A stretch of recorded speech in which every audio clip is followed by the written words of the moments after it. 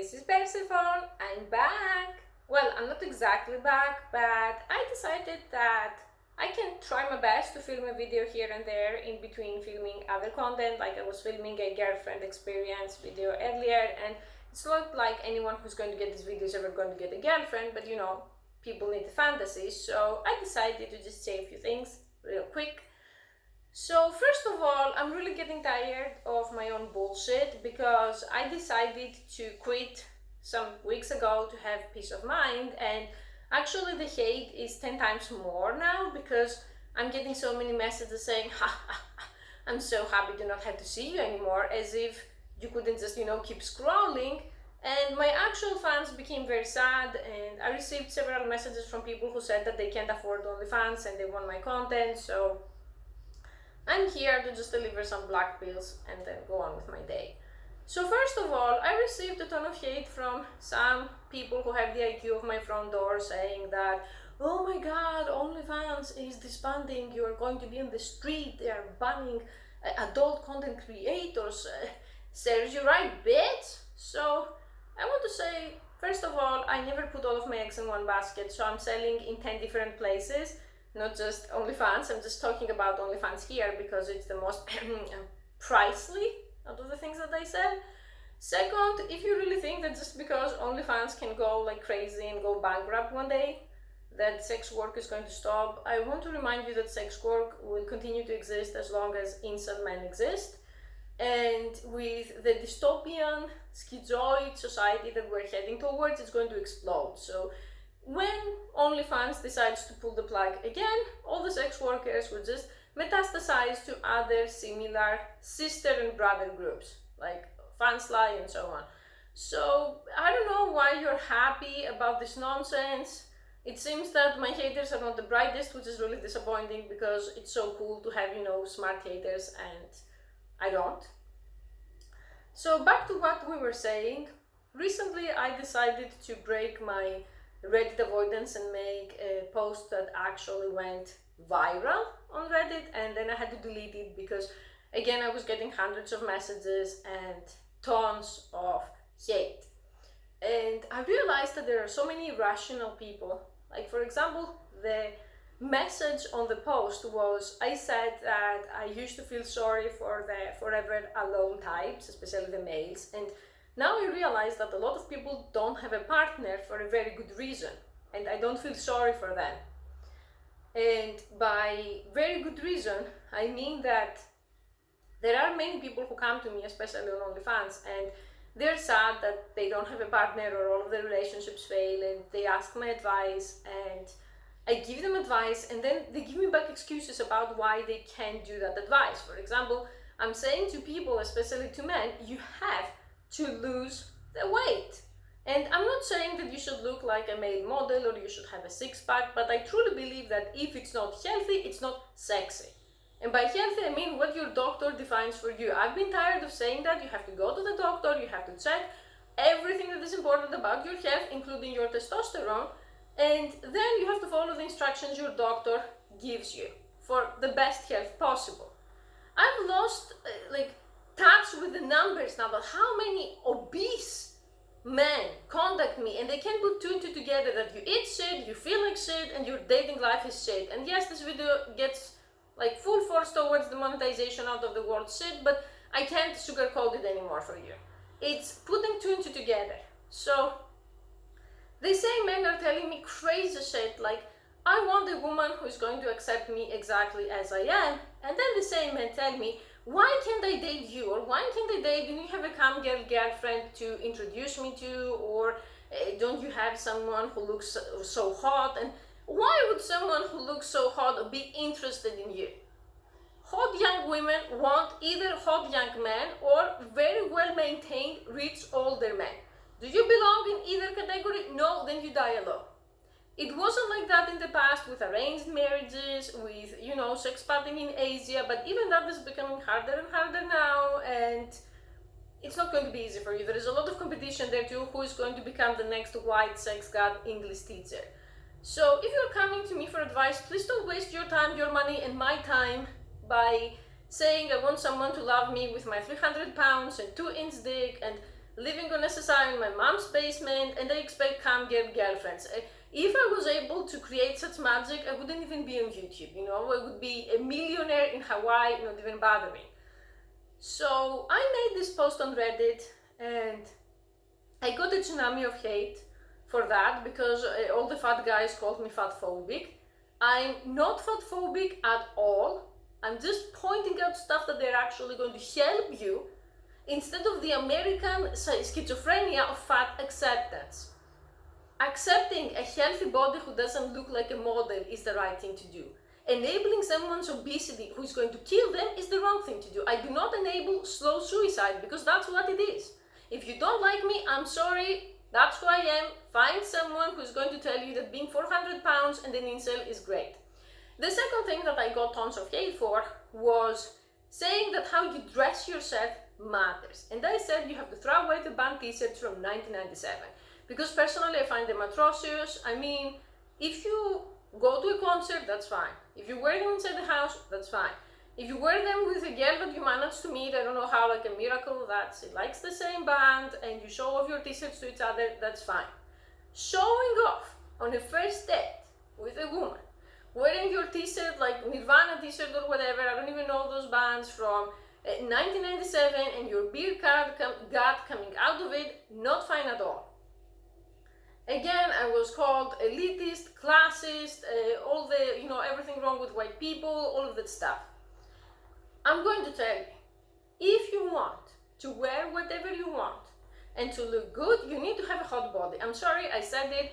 A guy who's a Chad, who is like 6 feet tall and has a six-pack, can wear a $5 shirt from the flea market and he's going to look like a god. Girls will approach him to give him their phone number. For anyone else, you have to find clothes that they are age appropriate, profession appropriate, fitting well to your body type, camouflage imperfections that you may have, and that's going to greatly help you and not make you look like some regressed or emotionally stunted problematic loser. If you don't know how to do that, you can see what male celebrities are wearing, you can go to stores and ask for help, you can ask for advice online, there are so many ways. And for God's sake, throw away whatever your mom has been buying for you to wear. It's inceldom, like a recipe for perpetual inceldom.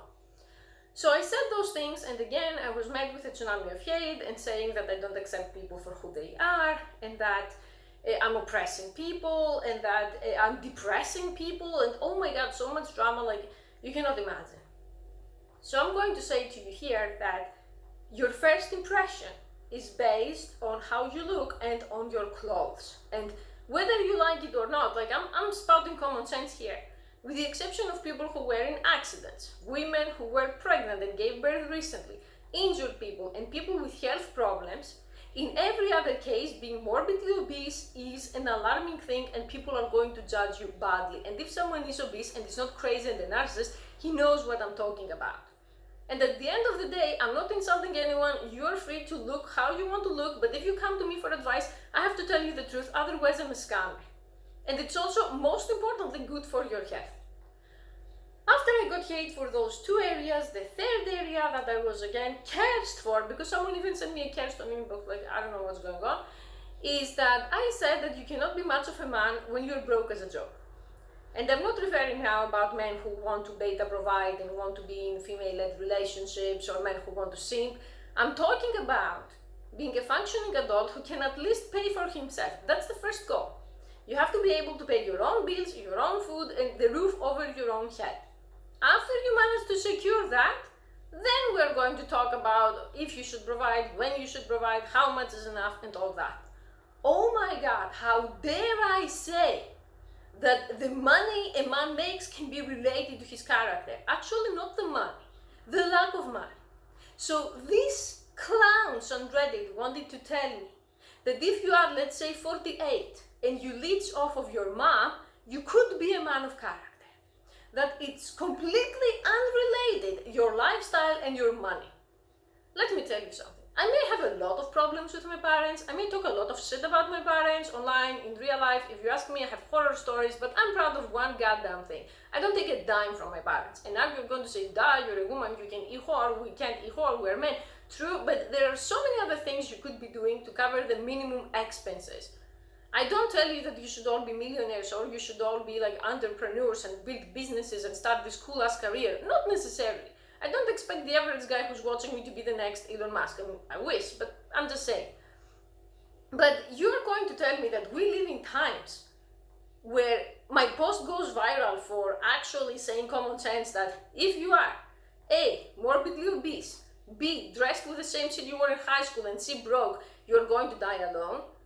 And I know that I got a lot of hate for talking about dick sizes, like if it's smaller than 5 inches, vasectomy, chastity, serving a goddess, we've said that, but I'm talking about things that are actually inside your control.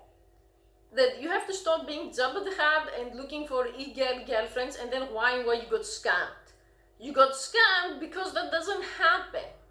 So people got offended and they started saying age doesn't matter, and I have this friend who was 103 and he met this girl from Romania who was a model and she was 24 and she loved him for his golden heart, and some kind of stories that like, dude, I don't know if these things happen, but if there was this guy who was like 100 years old and he scored the jackpot with some girl with granddaddy issues, good for him. It's not going to happen to you. So to not make this video too long, I'm going to say that I believe that the world consists of a lot of crazy people. And I'm saying that because supposedly Reddit is a place where mostly mentally healthy people go. Because every time I try to complain, I get the, well, Persephone, you go to campsites, you go to OnlyFans, you go to the place where the vermin of society, like the bottom feeders, gather, so what do you expect? No. I actually posted this on Off My Chest or Unpopular Opinions, which is a subreddit where it's both men and women, and also the women were crazier than the men. And I also met a lot of women who were 45 and they were expecting Brad Pitt. I don't know, those women are crazy, but they're not going to subscribe to my OnlyFans, so I don't care about helping them, I'm sorry.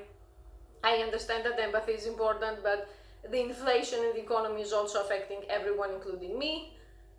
So I don't know yet how I'm going to go with those channels, but I just wanted to remind you that at the end of the day, no matter what I say, the only person that you can help and get help from is yourself. So if you want to live in psychosis, because it is psychosis to believe that you are 500 pounds and 5 feet tall and your dick is 1 inch and you can't even find it under those rolls of fat and you're going to find a camgirl girlfriend, like, I'm sorry. You need a psychiatrist to prescribe Abilify and similar meds to you, like, right now. And I used to think that narcissists were like 40% of the population because that's what the statistics say. Now I would say they're 70% and the percentage is growing. The entitled people, the entitled men, that they bring nothing to the table. And they think they deserve everything just because. And I don't want to talk shit now, but I think that the millennials, and this is my generation, I'm not talking shit about other generations, were pretty ruined because we were all raised up to think that you're this special snowflake and you can do whatever you put your mind into. And truth is, you can't. Truth is, after you hit your 40s, your 50s, your 60s, the dating pool is shrinking. And if you're well prepared, you can do just fine. If you have arrested development and 10 personality disorders, things look pretty bad. And I don't want the Zoomers to grow up in a situation where they are taught psychosis from a young age of people 18, 19, 20, because I'm no contact with minors. If you're a minor, don't contact me. This is content for adults.